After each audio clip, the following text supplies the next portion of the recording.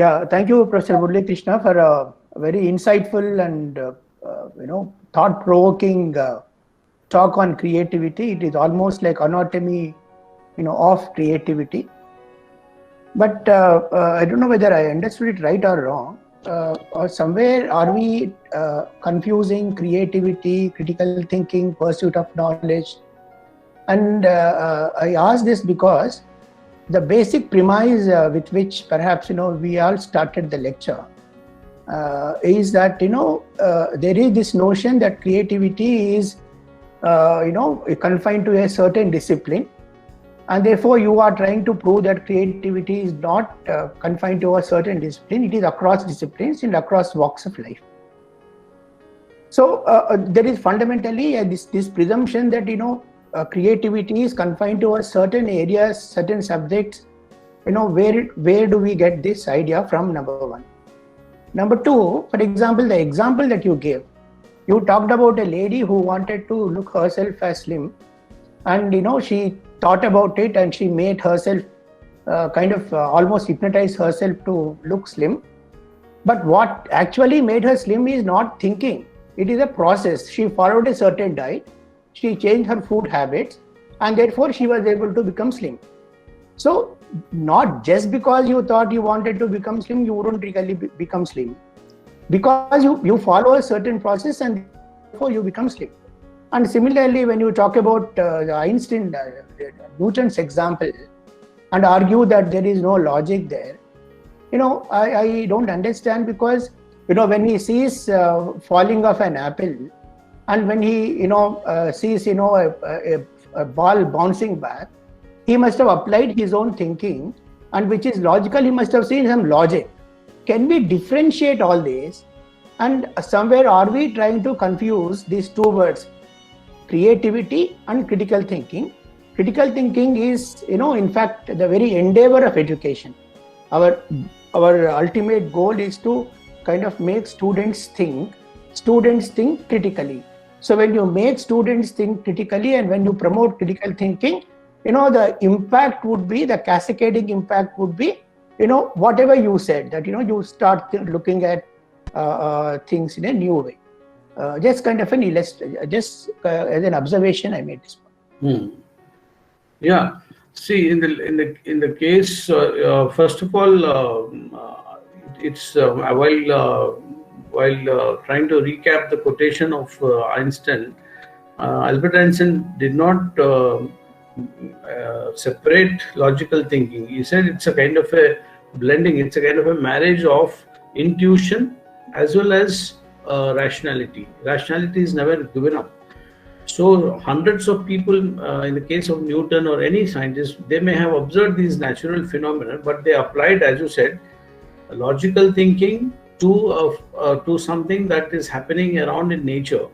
And what is that thing that where they saw these connections, and then they sort of transformed it into a literature that people understood, into a kind of a science theorem, into a kind of an article that people understood, and coming up with formulas. That process is a creative process. Definitely they were not against rationality or against logical thinking. They used logic. That is one thing. And about this lady who lost weight because, so that was an example of changing one's inner self. Inner self changes because you need to also change your mindset.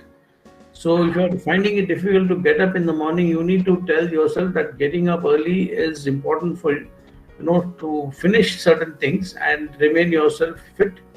And you're not able to do for so many things. So you are actually, by a kind of a change in your mindset, you are also allowing certain processes to happen. And then yes, she started applying, started being moderate in her eating habits. Otherwise, she was not able to moderate her eating habits. She had problems with the kind of food that she was eating, the quantum of food that she was eating.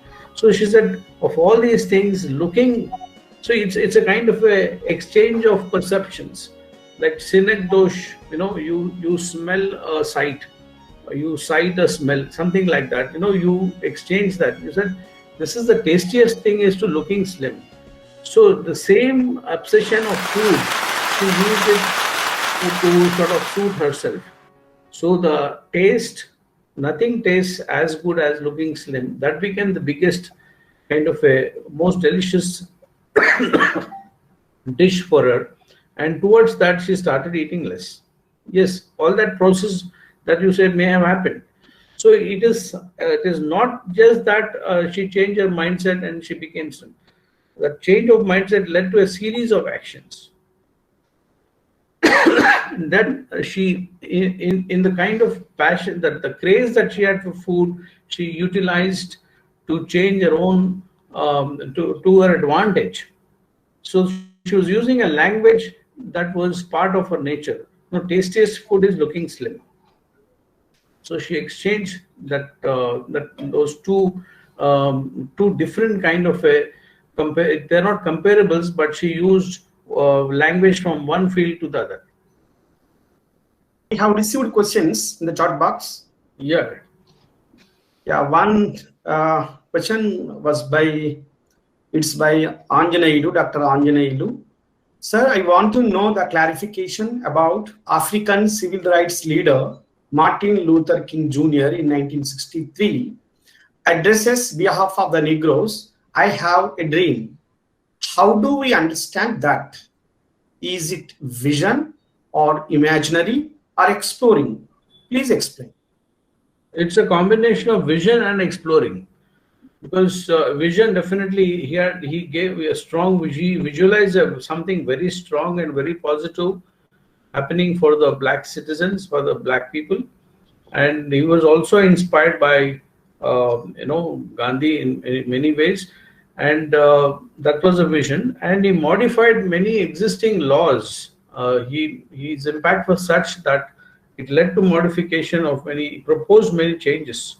Where the black child and the white child will sit together at lunch tables, will go to the same school. So it's a big call for change of an existing scenario. So it is both exploration as well as envisioning, vision and an exploration. Yes, sir. The second question by Jerina Sultana. What is the best way to train people to be creative? Leave them to themselves, because when you're trying to train them, we will actually spoil them.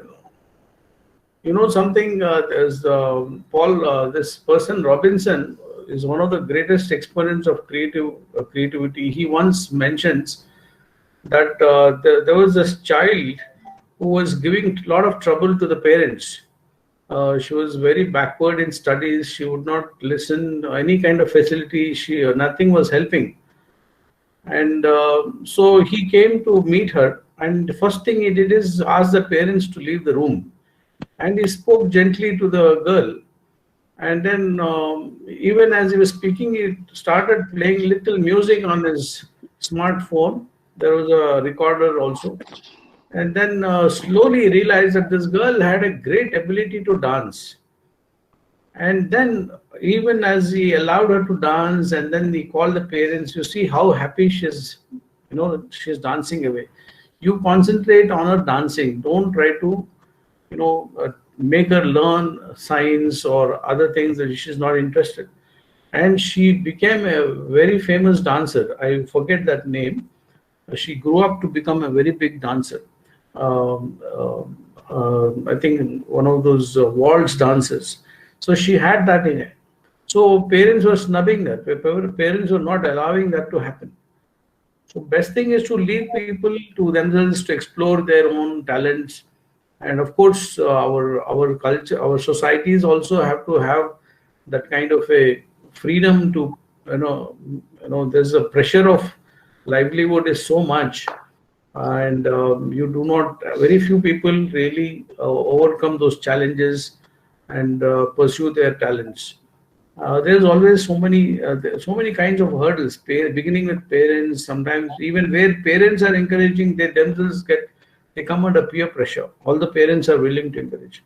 So if friends are going for competitive exams or jobs, they also end up going there, forgetting about their talents. So creativity is lost. and many people, you see many of these this China products, Chaitanya Narayana products, many of them are depressed now because we lost many good painters, musicians, sculptors, people who could make wonderful things. All their creativity got snubbed. China, all because I blame the China second, but first I blame the parents. Forcefully trying to make them into doctors and engineers. What happens? You have bridges falling and wrong leg operated. They're not interested. Sir, thank you so much. Sir, by Rajia Sheikh. Can you suggest some ways of creativity of students in this pandemic which adapted online teaching? Suggest what? The ways of creativity. I think most people, all people who have survived this pandemic have been creative in some ways. Because we kept fear away. We spoke very freely about this problem. We took our care. So our survival instinct is at a very top notch. All of us are at a creative survival best. And we are doing many creative things to make it easy. Like those of us who are, they're spending their lockdown doing painting, doing embroidery, doing music, or reading books which they have never could have the time to read. And some of them are cleaning up their things, whatever. And families have come together again. Generally, they do not have time. So there are many creative things happening. It is for us to explore. There is there's no formula of creative habits. Each one, we need to explore what makes us happy and what are the creative habits that we can, further in during such times when we are more homebound than going outside. I hope I clarified that. Yes, sir. Yes, sir. The next question by Michael Preetham. Sir, do you think that there needs to be a balance when we use creativity in classroom? Is there something like a creativity overdose? In classrooms, depends on where you're teaching. I think creative overdose, normally, the classroom managements do not allow that to happen. There is the pressure of exams, there is the pressure of syllabus, covering of syllabus. You cover syllabus, by either teaching or, by just somehow cover it. So that pressure is there, and then the examination pressure. So I hardly come across any in my own teaching experience. I never saw any teacher giving an overdose of creativity. In fact, it's always underdose. And when Professor Wilson was mentioned about critical thinking, I forgot to respond to that. That's a very important, dimension, because when you come to critical thinking, you are coming to basically you're looking at certain power hierarchies, you are questioning. You're questioning your environment. You're questioning your syllabus. You're questioning your methodology that the teachers are using. So you are not a very naive kind of a recipient of things. You question everything. That critical questioning is very important. I remember Socrates, the theory, catechism theory, ask questions. Go on. He used to ask questions to his disciples, and the answers would come on their own. So that is one way to develop critical thinking. I don't think there is an overdose of creativity in our classrooms, even in general English classroom where it is highly possible to do this kind of a creative overdose. Teachers, their best. They feel that they have done their full job by completing the exercises. And very few teachers I have come across who really are interested in creative exposure to children. Yes, sir. We have received a question on YouTube Live, sir, by Ajim Ali Syed, our research scholar, I think. What suggestion would you like to give on creativity to the research scholars? Oh. What suggestion would you like to give on creativity to the research scholars? Be creative. How to be creative? It's special reference to the research he's asking. Yeah, I think they should conduct mock. They should get together. They should involve their supervisors, and then arranging for kind of a rehearsals of their seminars before actual seminars take place, and sometimes drawing up before much work is done. If you can actually draw up the contents, the table of contents, if you can write out the table of contents for your research writing, it actually is a very out of the box kind of thinking. Generally, we come to table of contents at the end of our reading and writing. But if you can actually put the table of contents even as you're beginning your research study, it is a very creative approach to getting clarity about your subject, what you are studying. That's one suggestion. There are many other suggestions. Now, of course, there are so many talks available on YouTube in the area they are studying. So listening to them itself is a very creative exposure. You'll get a lot of ideas. Yeah. Yes, sir. The next question again by Jerina Sultana.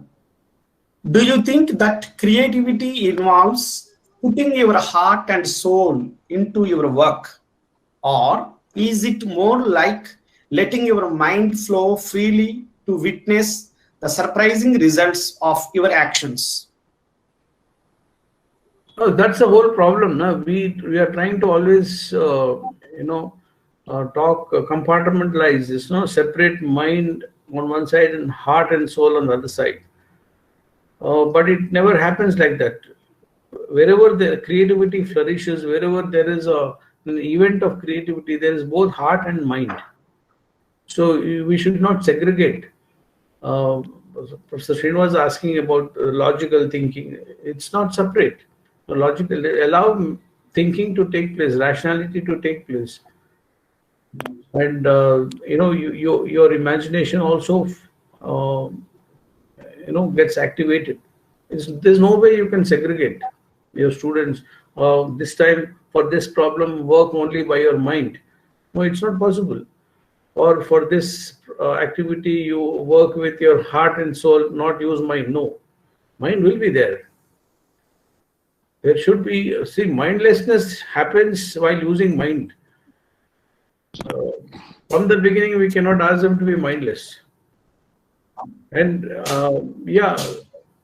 and when they are showing that kind of interest, their soul is obviously there. Their interest, their love for the subject will be there. If one of them is missing, I think creativity doesn't happen. Yes, sir. Thank you. Thank you. Again, it's my turn to propose a formal vote of thanks to the session. We have received a good feedback in the chat box and also on YouTube, on OUCIP YouTube channel. Thank you very much, Murali sir, for accepting our invitation. Being the head of the department, you have been busy with so many works and textbook meetings and all, and you have given your consent to deliver the talk on wonderful topic. Thank you very much. And this lecture will be placed on OUCIP YouTube channel. And most of you know that OUCIP has taken initiation to conduct the series of lecture on every Tuesday at 3 o'clock. The next lecture will be on next Tuesday at 3 p.m. So that I request you all, please subscribe OUCIP YouTube channel and keep watching. Thank you, Dr. Kunda Nagesh, for organizing this series, and it's been a pleasure. Thank you for inviting me, and thank you, dear colleagues and participants on the platform here, for patiently listening to me. It's been a pleasure. Thank you all.